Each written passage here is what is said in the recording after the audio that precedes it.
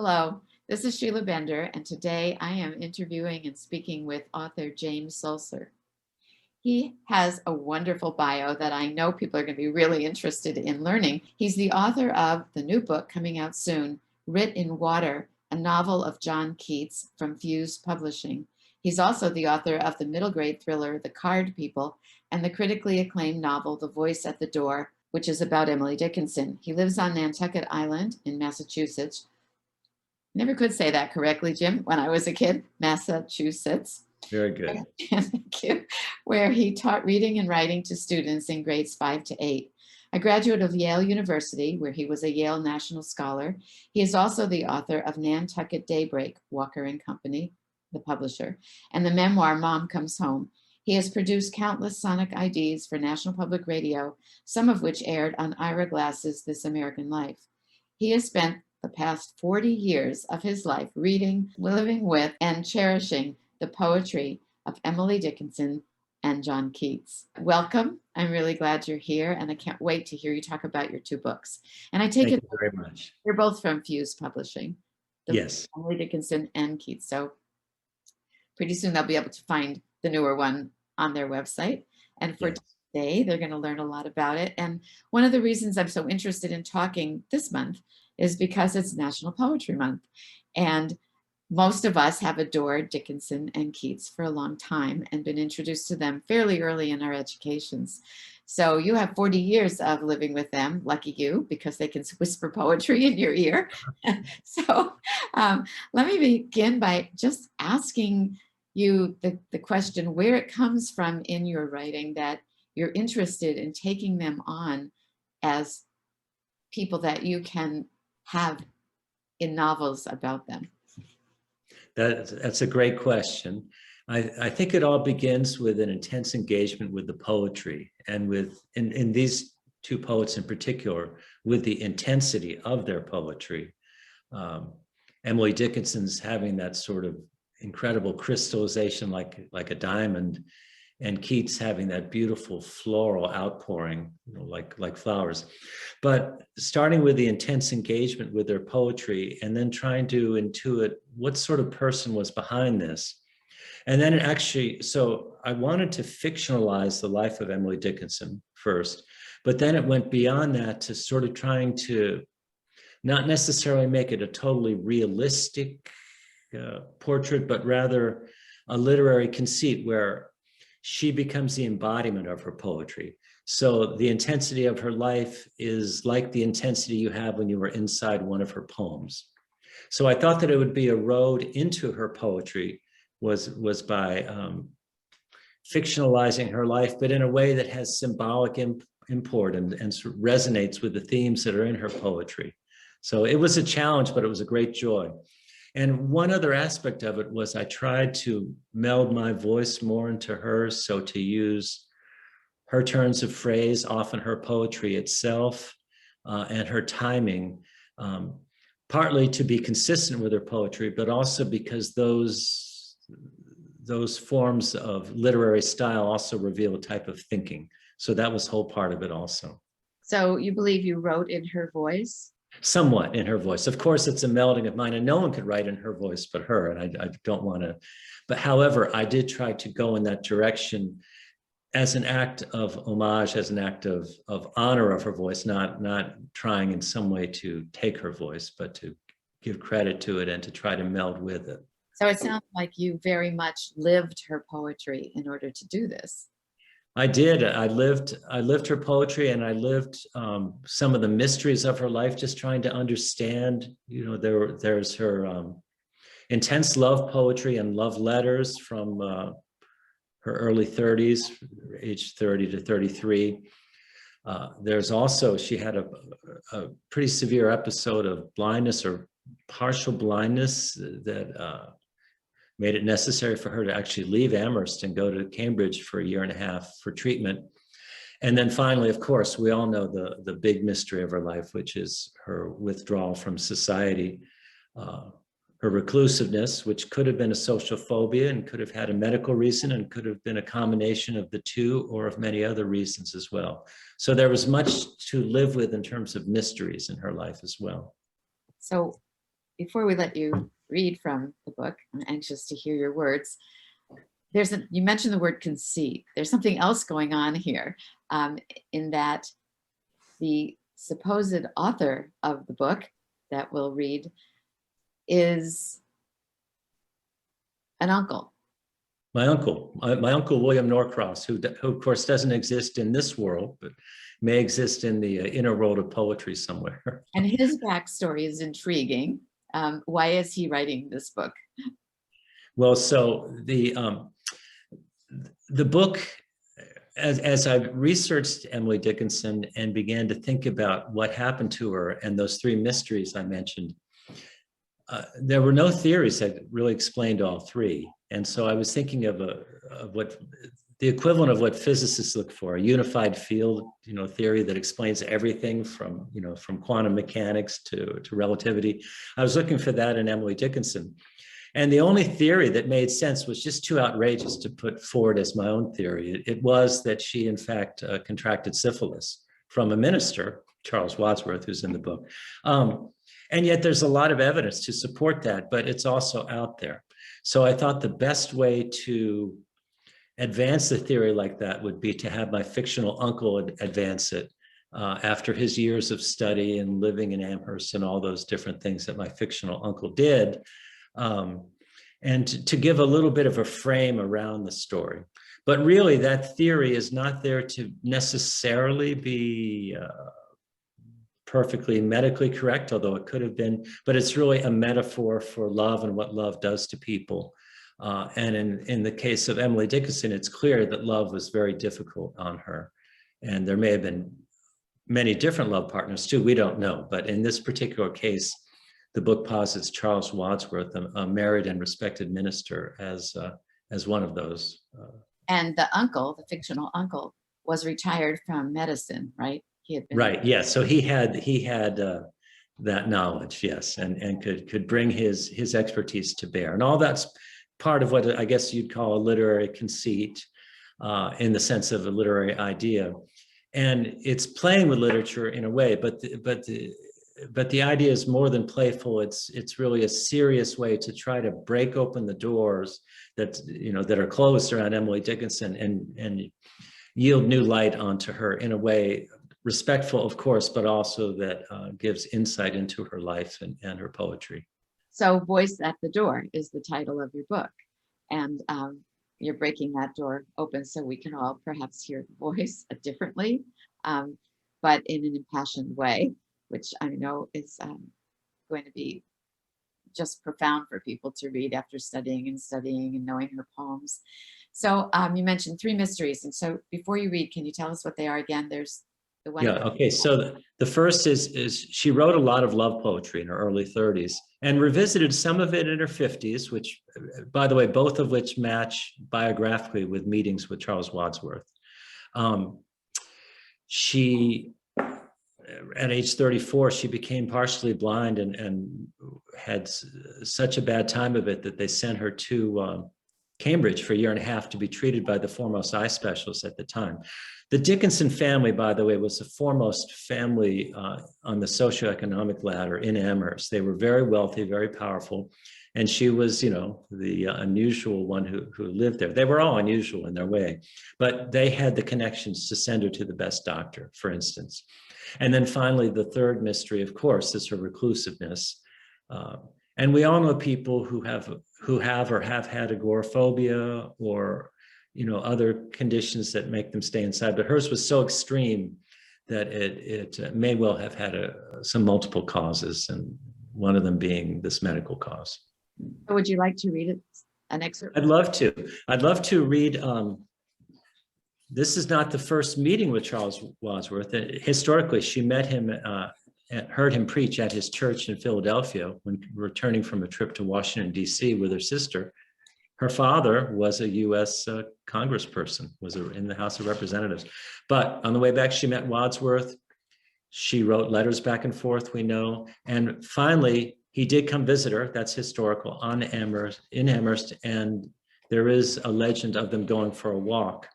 So I love the sense of this passage because it shows she is leading him to see her favorite flower, which is the Indian pipes, so-called.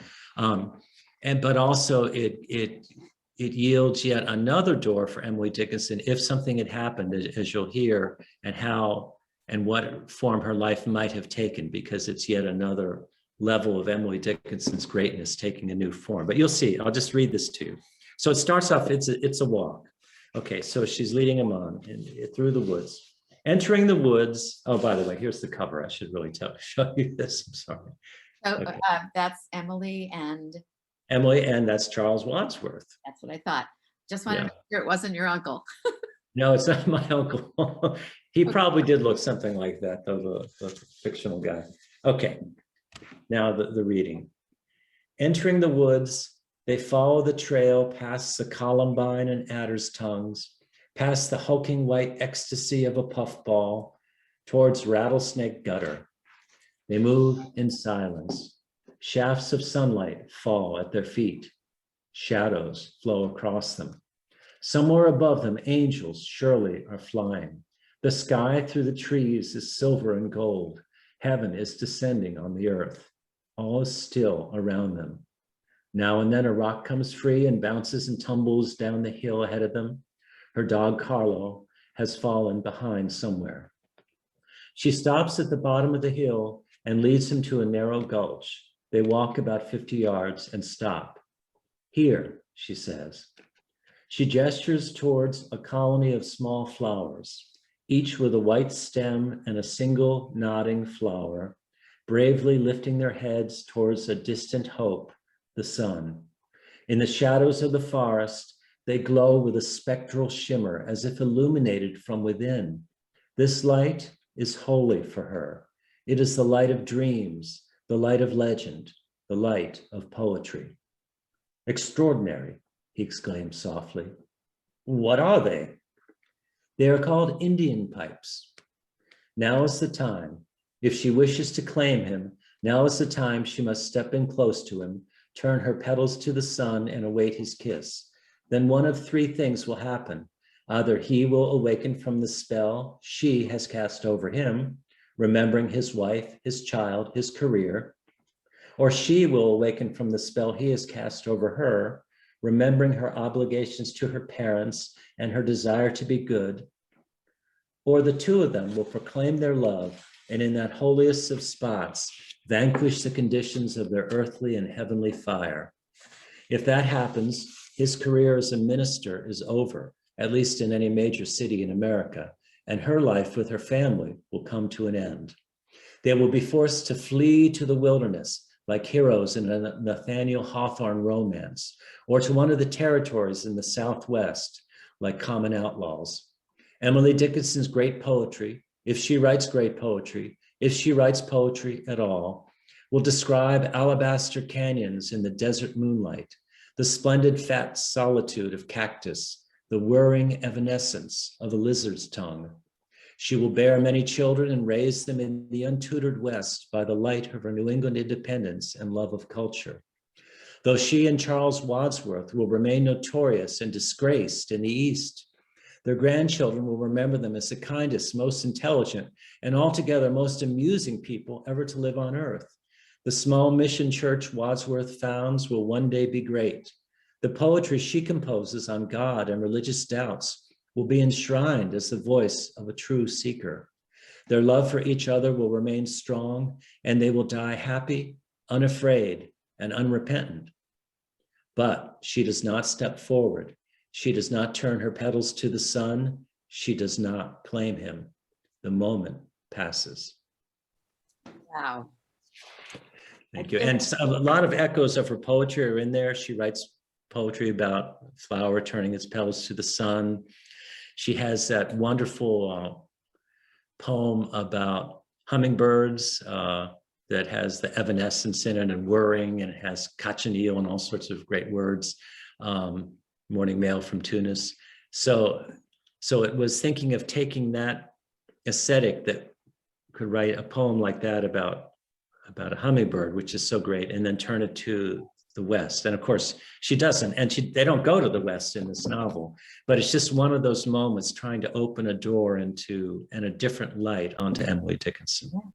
That excerpt showed us exactly what you were up to. And I felt at the opening of it, as you read, I felt like I was walking with a poet.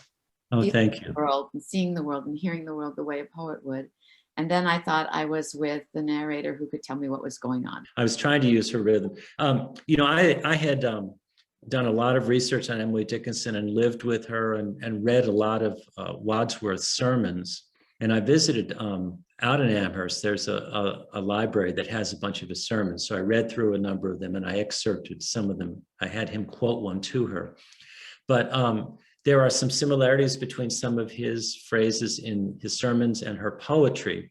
And so I still remember this when I was about to finally get in my rough draft to their first meeting, being so excited, going to bed that night, thinking I'm going to wake up in the morning and the two of them are going to meet. It was a great feeling. So that's how much I was living in that world with her, So before we move on to your book of Keats, I'd love to ask you, did you get any blowback from scholars or? I have gotten some, yes. Some people have definitely been offended by the theory. I went to one book reading and a woman said, I just want you to know, I hate what you did with that whole theory and everything else about it. And then by the end of and I told her, of course, and I totally believe this, you have every right to your reaction.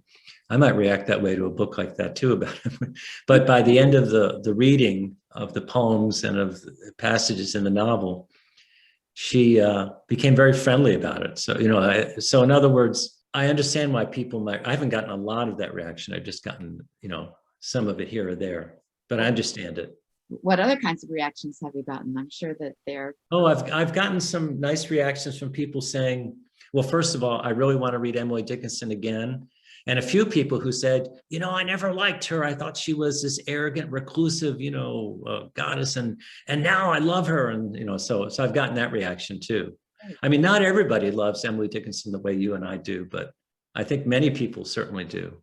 Yeah. And she's enigmatic, her poetry, to a lot of people, especially when some is so simple and childlike, but a lot of it is very enigmatic. And a lot of it is just so powerful. In 8 words, she can say so much. People listening to our interview would be interested in reading more of the book and also in looking at their own writing and ideas. People like to bring to life ancestors. They like to bring to life family members in memoir. How do you do it? And you've given us a little bit of a clue. So now let's turn to your new book, which I, in my reading, have felt is a lyric novel. And so maybe you can tell us a little bit about why you chose Keats, and then read us a passage as well. I'd love to. John Keats is the other poet that I love the most, I guess, Emily Dickinson and John Keats. And as I mentioned earlier, his poetry is quite different from Emily Dickinson's in that has much more in terms of sensuous images, much more floral, I think I used that word, but it has equal intensity. And both of them, by the way, in early writing were just full of words and weren't at their best. Emily Dickinson's great poetry didn't really start till she was 28 or 29. Keats died at 25, and at age 21, what he was writing was really overly floral, too much greenery, not letting in enough sunshine. But by the time he hit 23, it was extraordinary. All that intensity that had gone into all those overdone images turned into his great odes, the incredible odes that he wrote, Ode to a Nightingale, of course, To Autumn, which those two are my favorite, but there are many, many great poems that he wrote all within about 6 or 8 months. But again, it was the intensity of Keats, his intense reaction to the world. And yet he died so young that we know that he could have done some other extraordinary work if he'd lived longer. But also he was somewhat overwhelmed and obsessed with death. His father died when he was only 8 in a horseback riding accident. His mother died when he was 13 of consumption, which was tuberculosis. His brother Tom died of consumption when Keats was 21, maybe 22 by then. And of course, Keats himself died of it at age 25. And all that weighed on him. I think he had a natural buoyancy to his spirits, but he also had that darkness of death peering over his shoulder all the time. And in that conjunction of opposites, which was one of the ideas he had in his poetry, I think the greatness really shows itself. So as with Emily Dickinson, I did a lot of reading, of course, not only of his poetry, but of biographies. And I started to write out his life in chronological form, pretty much as a straight, in fiction, a fictional biography sort of. And then working with my editor, Molly Best Tinsley, she felt that I wasn't allowing enough freedom to go beyond the literal. And that freed me. And I started using his voice, and it turned out to be a voice right after his death. And then another narrative voice started inserting itself also, which turned out to be the nightingale, but in spirit form. And so the book is a duet of the two voices and of their relationship after death. I know it sounds odd, but it's actually when you read it, it's very, very tangible and understandable.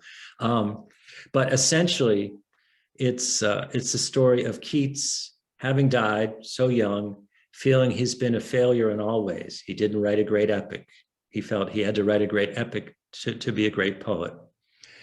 He didn't have a long life with a love that started off with great passion and then bottled up into the sort of wonderful bond that lasted a lifetime. So he didn't have that love, and also he felt he hadn't given the advice. He wanted to be able to give people the advice to help them live better and improve the world. So in those three ways, he feels he's a failure. And I think there's a lot of historical evidence that he did feel that, especially as sickness overtook him and he became more despondent toward the end. So the setup in the book is, and I think I'll read the beginning to sort of give a sense of that, but he's in a way station hovering above Rome where he's died. He was sent there to see if he could survive the winter because they knew with his consumption, he wouldn't last it out in England. So he has died. And then there's a spirit next to him. If it's okay, I'll read just the first few pages so you can get a sense of that afterlife world, and then maybe read a passage farther on down in the novel. It was, again, this is a novel. If someone said, oh yeah, I want you to read this novel about Keats, and by the way, it's John Keats at the moment of his death, I would sort of say, what? But having written it and been there, it's, again, as with Emily Dickinson, I felt it was a way to open luminous windows onto his life and have him be dealing with the different things that weren't resolved in his life. And you'll see. If it's all right, I'll start with just the beginning of the novel, because it gets you in that strange afterworld. It's February 23rd, 1821, and Keats has just died. So here we are, and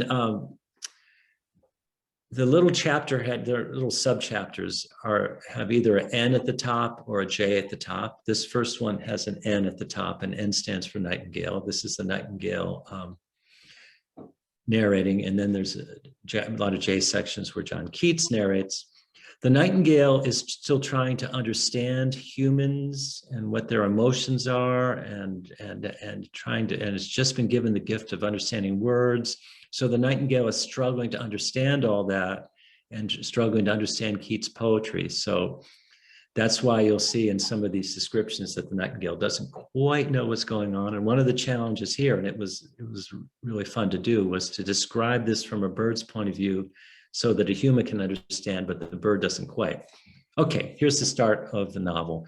And it starts, of course, we all know that Keats had some horrible critics who tore his work apart. And so it starts with that encounter, afterlife.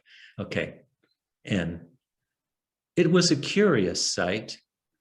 3 of the wingless creatures known as humans stood in a row. Each of them straddled a skinny 2-wheeled thing with one large wheel in front and a smaller one behind. Planting their feet under them, the men shoved themselves forward with great thrusts of their legs. The wheels hummed like honeybees. Directly in their path sat a young man, his head cradled in his arms. I wondered if he was in pain.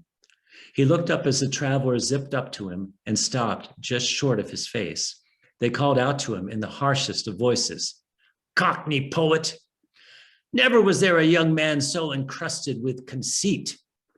Back to the apothecary's shop, Mr. John. Back to plasters, pills, and ointment boxes." Then, perfectly in time, they each lifted a leg like a dog and released a spray of liquid that splashed onto the face and chest of the young man. The deed done, they galloped off on their wheeled mounts. Adding to the strangeness, all this was happening in midair, in the deepening dusk, in the middle of a great city, high above a broad flight of worn gray stairs and a vast nest of stone buildings and fountains. And there's a little break. A young woman, clothed in the color of leaves, flickered up to the dripping young man and perched near him. Her face was long and smooth, and her mouth was the red of berries. As I've said before, I wish to be appreciated for more than mere beauty. I have never loved nor never will love you, John. She turned and walked off on the arm of a tall man in a red jacket. A dried-up old man in breeches and half boots glided into sight, seated at a great desk and patting a bag that overflowed with a shiny metal. He pointed his nose, sharp and protruding like the beak of a raven, toward the young man. "You again? It was almost more than I could bear, trying to usher the wayward Keats brood into lives as responsible adults, after your parents left you with nothing but their weakness for sins of the flesh and of the bottle." "I am not here to listen to your insults," the young man replied. "Then I suppose you have come again to ask for money. But it's a bit too late for that now, don't you think? Do I need to remind you of your boast? I mean to rely upon my abilities as a poet?" He extended a long arm, plunged a claw into the young man's chest, and tore out his heart. He dropped it to the floor, where it fluttered like the wings of a wounded sparrow. With a dry chuckle, Raven Man turned his attention back to the columns of figures on the parchment before him. Little break. Somewhere inside me, in the place where songs are born, I knew I needed to stay with this young man and keep him company. But why? What could I offer him? We are simple birds. We sing, we eat, we sleep. We sing of summer in full-throated ease and are no strangers to ecstasy. When it is time, we depart from this earth with no care or concern for what comes next.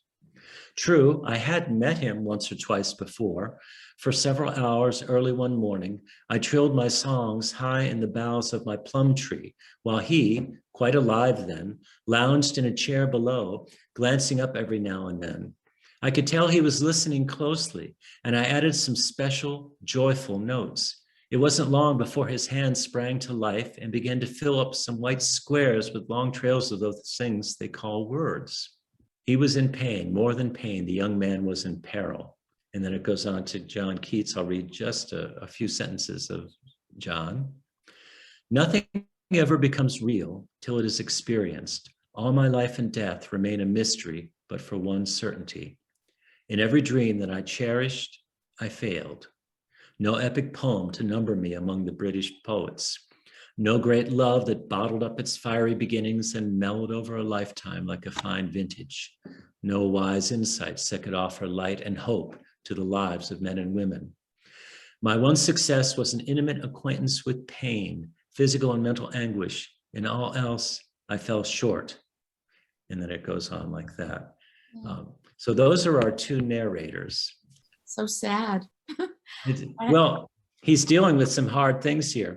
There's a lot of hope in the novel. I don't want you, but let's talk for a second though about his attitude at death before we go on, if I could, to read something else. Keats was savagely attacked by critics, especially with his early poetry, and he himself knew it wasn't it wasn't really fully ready. In fact, he said it was a leap headlong into the sea when he wrote Endymion, which was his very long sort of Grecian myth type poem.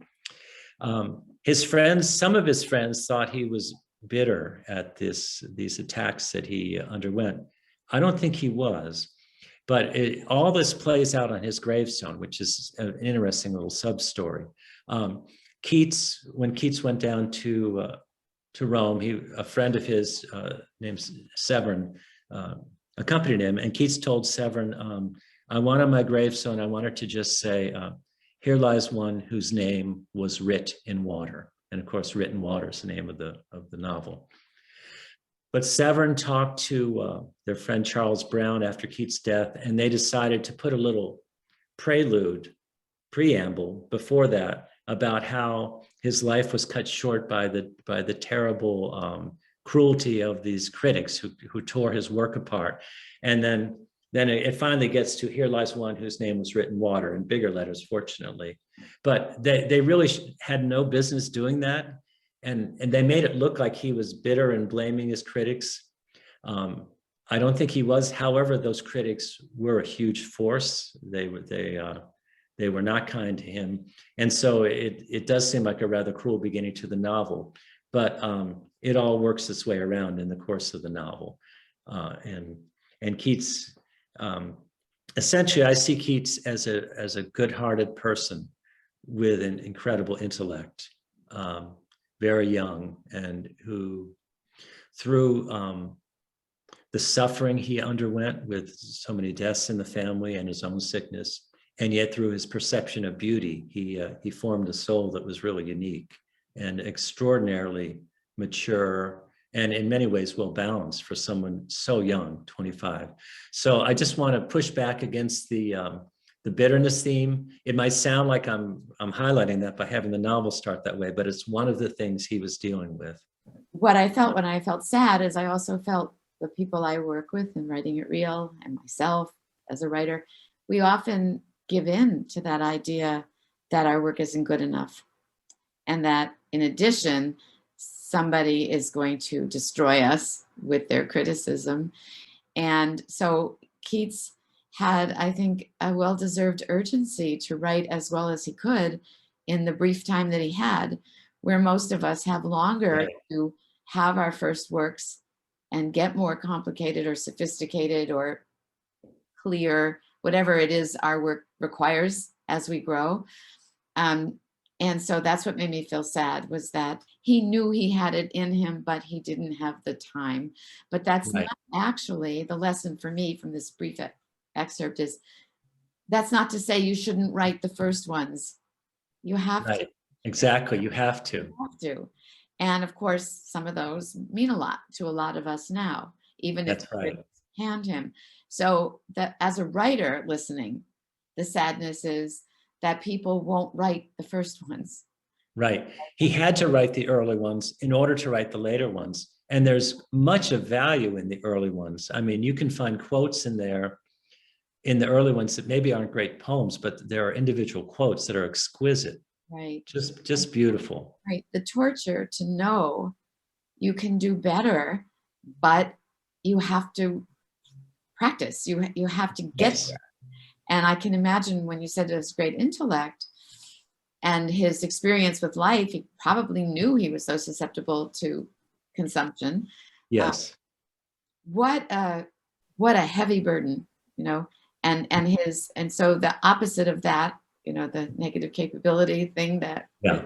about, the opposite of that is he didn't have the time, but it is a lesson that we need to learn.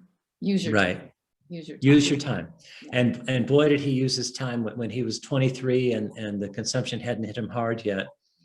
And, you know, those poems he wrote, you know, Ode to a Nightingale, to Autumn, Grecian Urn, all those, just extraordinary. And even his early poems, like When I Have Fears That I May Cease to Be Before My Pen Has Gleaned My Teeming Brain, you know, it goes on like that, are extremely good, extremely good. But he hit that greatness, and he only did it by following his star and going for it. And he knew that the only way to get good was to just Right. There are basically 6 things like that he's dealing with. I won't go into them all. You heard 3 of them. One of those was, of course, Fanny Braun, his love.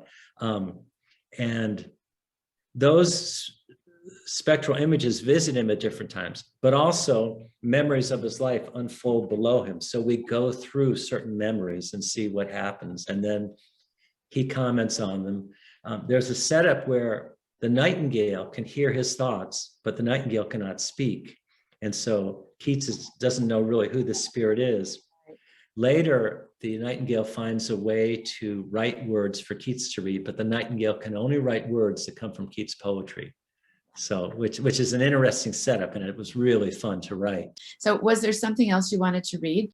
Oh, yes, sure. Let's see. A lot of characters I brought in, and some of them I fictionalized more, but it's well known that when Keats was like 13 and his younger brother was at school, there was a big, an usher, an assistant teacher who hit his brother, and Keats came up and tried to punch him. And Keats never grew to more than 5 feet, and he was a little bit under the, and this guy was the son of a butcher and was huge. So they start to have a fight. Later in the novel, there's another standoff between them because I won't go into why, but there's a cat being treated badly, and Keats intercedes to try to save it. Then a third time they meet again, and this is the third time. And we have thought this butcher as being a rather cruel person. Now, everyone has a chance for redemption, though. And this is the part of the novel where Keats's consumption is really starting to come on. He's in total poverty because Raven Man, whom we heard about, was the executor of the estate, and he took the money for himself. Keats is trying to make a living in London. He can't. He has no heat, no food. So I'd like to read just that one short little scene, and it captures Keats' life at that moment. Keats has been looking for work. A sore throat I contracted has hung on with a vengeance. The slightest hint of chill in the air makes me shiver. When the bitter cold descends in late fall, I find it helps to linger in front of a blacksmith shop and soak in the heat from the glowing coals. One night, I end up in the doorway of a butcher's shop, basking in the musky heat of dressed animals. Someone stirs within. You again, a voice growls from the back of the shop. A huge mass of a man shambles forward, wiping his arms on a dirty towel. You're back, are you? Looking for a rematch, no doubt. I look up and see, yes, him. By now, I'm shivering uncontrollably. I sag against the door jamb, too weak and cold even to think of raising my fists. The butcher takes a few steps closer. For a long moment, he doesn't move. A strange expression comes over the slab of his face. He turns, disappears into the back of the shop, and returns with something wrapped in a piece of butcher paper. Take this, he growls, thrusting the package at me. Without a word, I accept it from him. Don't come back here again expecting a handout, he mutters. I stumble off down the street, gnawing at the bones. So. What a gift your books are to those of us who have loved poets and who are poets or writers of other genres like prose, to be inside the beings of these people who devoted their lives to writing poetry, which isn't something most of us get to do. It's very intense. I feel the intensity that you felt in these poems. Thank you. Yeah, it was a great pleasure or gift or something to be allowed to experience that as a writer. So you were allowed, but you allowed yourself. That's true. We're working, which is just so not only wonderful, but honorable to have done. Thank you. Thank you very much. For that. So before we close, I do want to ask if you're already at work on something else. Or even thinking about it. I wish I could say I was, but I sort of I went, full bore with the Keats. I did a tremendous amount of rewriting. And I felt it got better and better, and I didn't have time to think of what came next. So I'm just sort of recovering now, but something will come next. I know that. I have a feeling, absolutely. So thank you again, Jim. Thank you so much, Sheila. It was a real pleasure and honor to be here.